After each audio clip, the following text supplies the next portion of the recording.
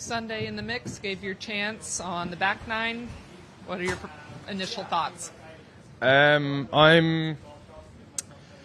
happy enough for my week. I think we play at this level, especially when you go out with, the position I was in today, you play to win. You don't play to finish second. But, the way he was playing today, it was kind of,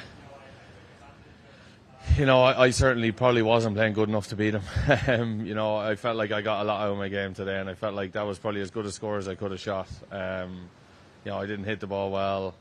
I was quite uncomfortable for the most part, and but I think it goes to show a lot about me and the character of me and my game that I still came out finishing second today, and I'm proud of myself how I battled. So you're the most critical of yourself, but what are the key takeaways from this week? Oh, look, I had my first week of the season last week, and you go and miss the cut at Torrey Pines, a place that I like playing, and that's obviously not ideal, but to come out here and kind of then go kind of go head to head with Rory down the stretch, it's pretty nice. It's kind of, the older I get, the doubts do creep in every year, if you still kind of have it to, at this level, and when you go out there and kind of, I showed even without my best stuff what I was made of today. I'm pretty proud of myself. He's talked about trying to make fewer bogeys, kind of taking from what Scotty did. Was there any different way that he went about it than what you've seen before? No, he tried to hit a 6-iron out of bunker in the second. I don't think he was trying to do that. I said to Seth, I was like, look at the shot he's going for here, but he's Rory McIlroy. He just played great today. That's what he did.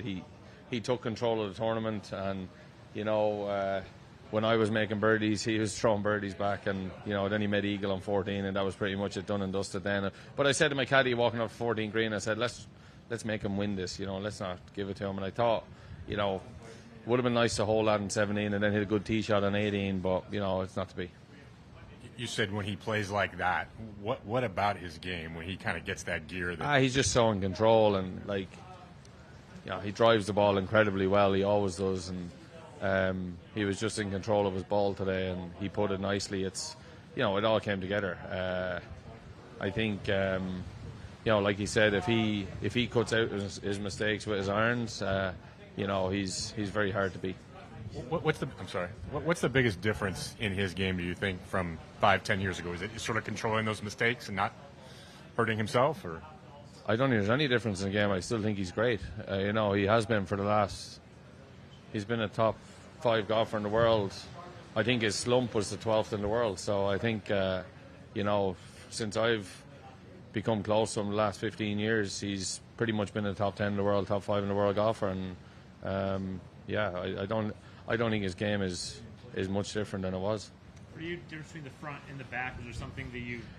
I really struggle in the right to left window now. I don't think I had my best stuff. I probably know what was wrong. I was probably aiming too far left, and I wasn't getting a good strike on the ball, a good hit on the ball, and but I sort of managed my game pretty well, and I made a couple of bogey on 6 was a killer, but then I felt like I bounced back really well. I made great pars in 9 and 10, and then I played the back 9 quite well. When I got down out of the left, I seemed to be pretty good. So, I'm kind of quite proud of myself, because the leaderboard's so bunched out there that you go from thinking you have a chance to win the tournament to you make a couple of bogeys out there and you feel like, Jesus, if I have a top 10, it'd be a half decent week. And I felt like I grinded out really hard to get myself back into a position where I felt like I could. I did feel like I had a grasp over him at a certain stage, but, even to 17, I thought I put a great swing on that. I put him under a little bit of pressure there, wasn't to be. Were you entertaining the possibilities when he got up to 17 green, knowing a birdie could make it even interesting? Yeah, look, that's why I was kind of disappointed I didn't hold that. If I had to hold that and, you stand up with the honour on 18 and you hit a good tee shot down there, then all of a sudden you make him think about things. He might have to hit driver just in case, because you might want to make birdie. But when I missed that putt and hit the tee shot I did on 18, that probably made his mind up for him. Yeah.